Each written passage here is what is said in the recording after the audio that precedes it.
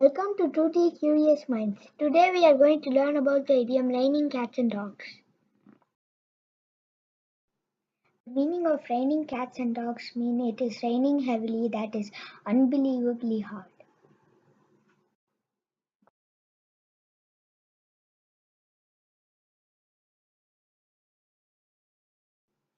It's raining cats and dogs means it is a downpour.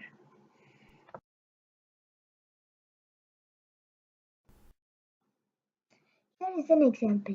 It suddenly started raining cats and dogs in the middle of our recess, so our match was cancelled.